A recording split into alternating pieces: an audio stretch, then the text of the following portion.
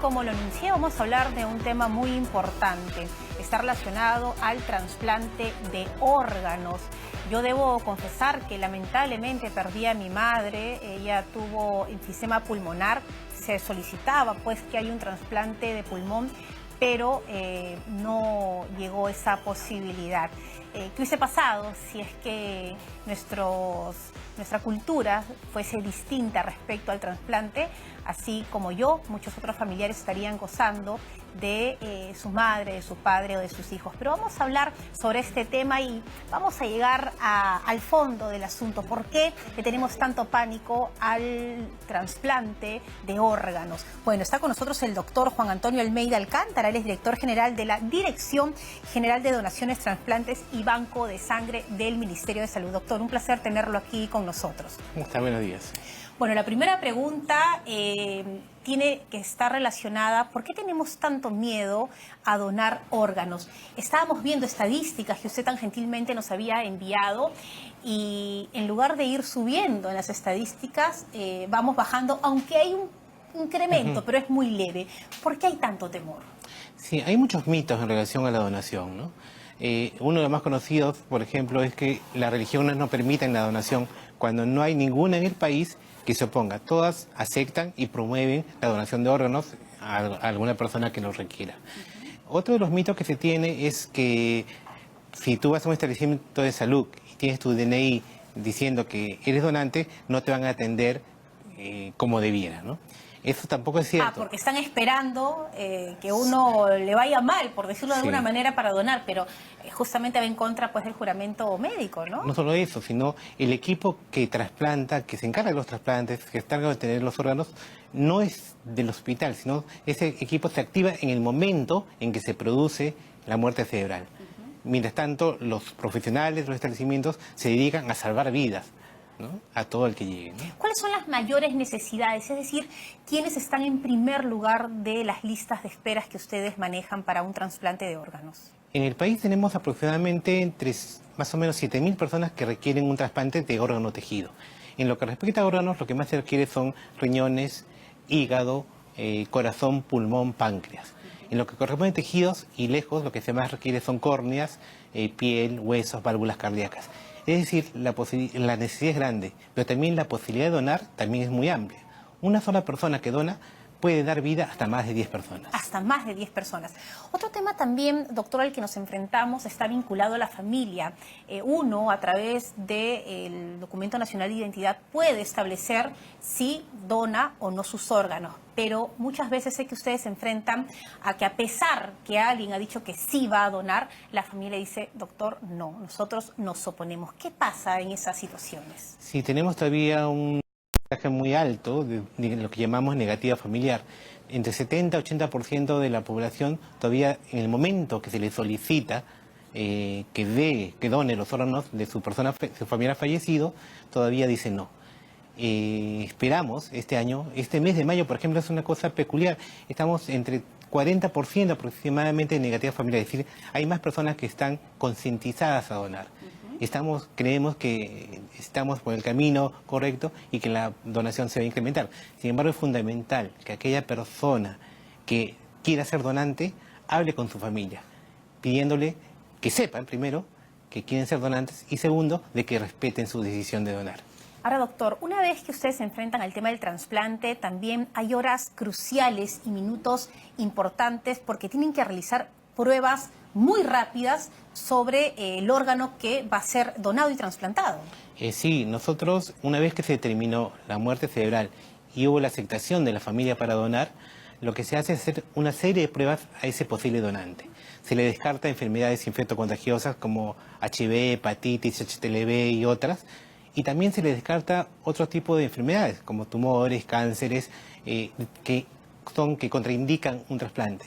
Y eso se hace en horas porque es crucial ese tiempo que se tiene. Una vez que la persona está en muerte cerebral, son pocas horas que se tiene para poder realizar un trasplante. Entonces nosotros tenemos que actuar rápidamente y con un equipo muy grande. Pueden participar hasta 100 profesionales en un trasplante. Cirujanos, anestesiólogos, intensivistas, emergenciólogos, patólogos, enfermeras, técnicos. Es decir, necesitamos un equipo muy grande para hacer un trasplante. Eso hace que no se puede hacer en cualquier lugar. Tiene que ser un personal capacitado y que pueda realizarlo. Algo también interesante, doctor, es que trabajan de manera conjunta, porque algunos dicen, no, pero yo pertenezco al Ministerio de Salud, yo pertenezco a Salud. Y cuando hablamos de la donación de órganos y de los trasplantes, es un trabajo totalmente coordinado, organizado, entre todos los profesionales de la salud, bajo el mando del Ministerio de Salud, por supuesto. Sí, exactamente. La Dirección de Donación y Trasplantes se encarga de la coordinación y supervisión de todos los procesos relacionados al trasplante.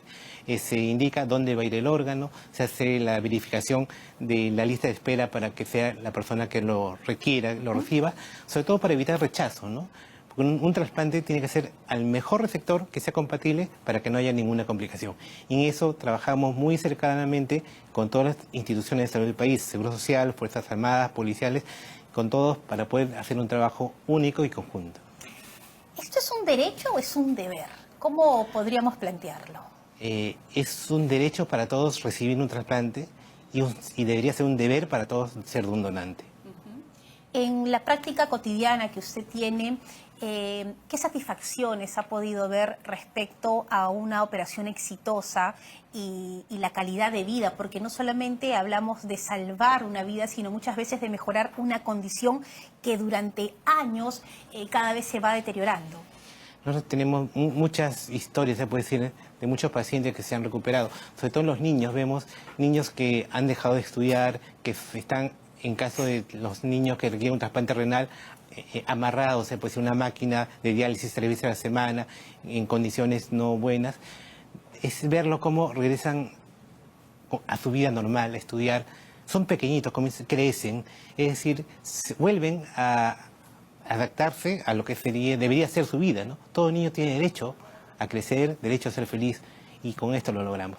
Bueno, yo conozco muchas historias, ¿no? Y los vemos también a través de los medios de madres que han perdido un hijo y que de repente ese corazón sirve para un pequeño y que este vínculo sigue por mucho tiempo porque una que dio vida a un niño y ese niño fallece, le puede volver a dar vida a otro a través de este hijo que ya no está con nosotros, ¿no? Sí, tenemos hace un par de meses, hubo un donante, un seminarista, nos deben recordar, que falleció por una bala perdida, el cual fue un caso bien especial para nosotros, porque cuando se declara la muerte cerebral es la familia la que pide que sea donante.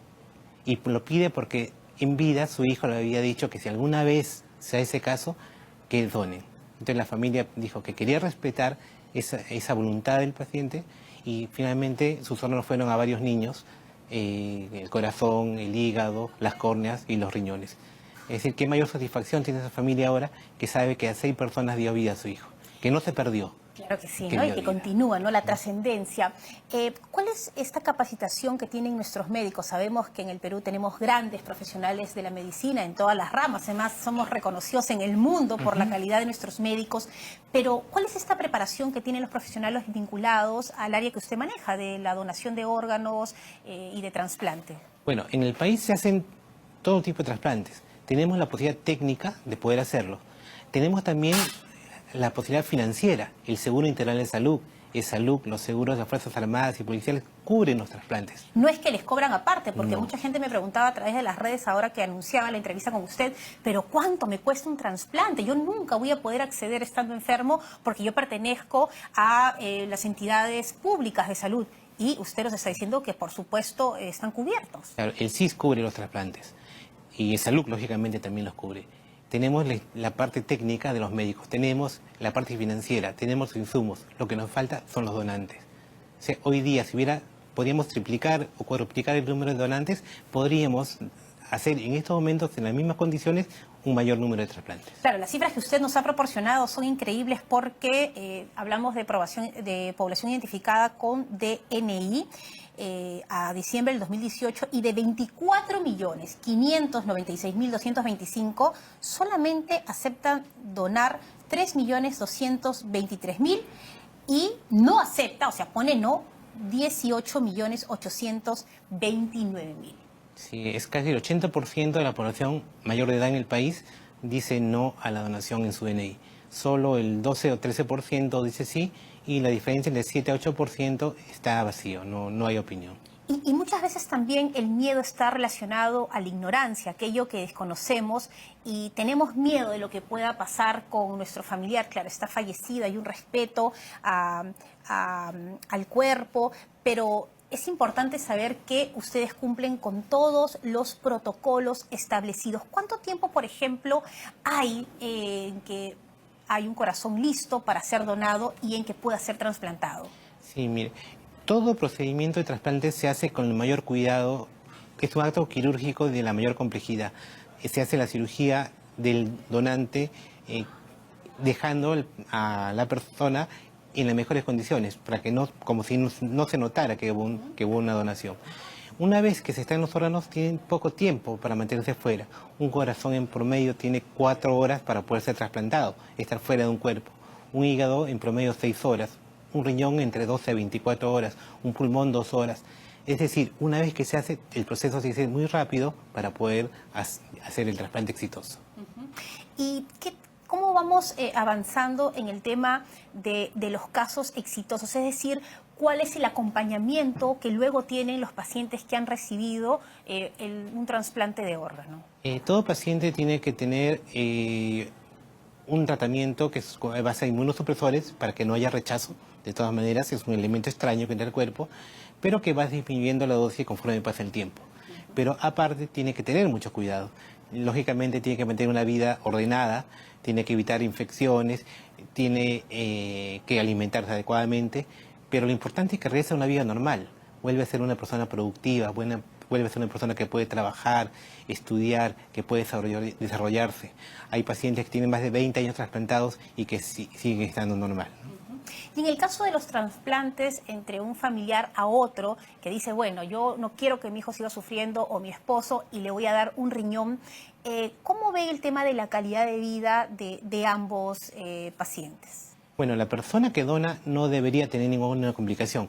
Igualmente tiene que tener bastante cuidado. En el caso específico de un riñón, por ejemplo, hay que cuidarlo mucho, evitar que tenga infecciones, no hacer retención de orina, por ejemplo, hidratarse bien. Es decir, las medidas que en realidad deberíamos hacer todos. O sea, no es nada muy especial, simplemente, pero sí tener muchísimo cuidado para evitar alguna complicación en él. Pero una persona que dona también donante vivo no debería tener ningún problema. Ahora, muchas veces decimos, no, a mí jamás me va a tocar, yo no me voy a enfermar, ¿no? Y al momento de tomar esta decisión decimos no. Y hay casos de personas que dijeron que no y finalmente han recibido donación de órganos de aquellos que dijeron sí en algún momento y que cambia pues toda la perspectiva de la vida frente a este tema. Sí, y es frecuente cuando vemos pacientes que han recibido, cuando vemos el documento de identidad, son personas que decían no a la donación, ¿no? Pero finalmente se vuelven uno de los mayores difusores de promover la donación. Se transforman luego de eso. Usted sabe que a través de nuestra señal llegamos a casi todo el territorio nacional. ¿Cómo estamos a nivel de país? Es decir, hablamos de Lima, la capital del Perú, donde podemos encontrar quizás los mayores casos, pero ¿qué está pasando al interior del país? Bueno, en el país se hacen trasplantes en Arequipa, en Huancayo, en Cusco, en Chiclayo, Trujillo, Piura. Son los lugares donde hoy ya se hacen trasplantes. Sin embargo, los donantes los obtenemos de todo el país. Por eso que muchas veces se ha visto que se traen por helicóptero, por vuelos. Estamos viendo justo las imágenes. Claro. Entonces hemos traído desde Piura, desde Pucallpa, de Iquitos, de Ica por tierra, de Cusco. Es todo un sistema logístico que se hace para que funcione en forma coordinada. Y, por ejemplo, en estos casos es no solamente el sector salud, sino es interinstitucional, porque participa la Fuerza Aérea, la Policía, porque nos abre camino a las ambulancias, el Ministerio de Transporte y Comunicaciones, la Dirección de Aeronáutica Civil colabora para que puedan rápidamente salir los órganos de los aeropuertos. Es decir, es un trabajo toda grande. Infraestructura. Las aerolíneas privadas que nos ayudan trayéndolo. Ya se ha trabajado bastante y todo el mundo colabora en estos casos exitosos que están logrando. Es posible traer de provincias. Y hay regiones que son mucho más propensas a donar, por ejemplo, Tacna, Arequipa, la parte de selva, el norte. Todavía de repente de la parte del centro del país todavía tenemos menos... Más conservadores más en el tema conservadores. de la donación. Ahora, doctor, yo empezaba la entrevista con usted y contaba mi caso personal. Mi madre tuvo enfisema pulmonar y, bueno, todo hacía pensar que la única solución era un trasplante de pulmón. Pero ¿sabe a qué me enfrenté? A que me decían que había tan poca donación que en caso de encontrar un pulmón para mi madre, al tener ella ya más de 70 años, la prioridad tenía que ser una persona que empezaba a vivir. Y eso fue muy doloroso, pero al final tenía razón porque no hay esta cultura de donar. Y otras serían también las historias que podríamos contar. ¿Qué le diría en estos momentos? Nos están viendo en todo el territorio, usted es un experto en esta área, además también de banco de sangre, porque ahí también hay que estar rogando, que hay una operación, va a estar buscando a los amigos que no pueden, que no hay tiempo, pero es importante que todos nos sumemos a esta campaña. Cualquiera de nosotros puede pasar por una situación como la que nos está mencionando el doctor, y yo le pido, ¿qué le diría a toda la gente que nos ven en todo el territorio y qué es lo que necesitan? Recuerden que es mucho más probable necesitar un órgano que nosotros o un familiar nuestro sea donante. Es mucho más probable que lo requiramos. Recuerda siempre que una sola persona puede dar vida a más de 10 personas. Podemos trascender a la vida, podemos ir más allá de la muerte.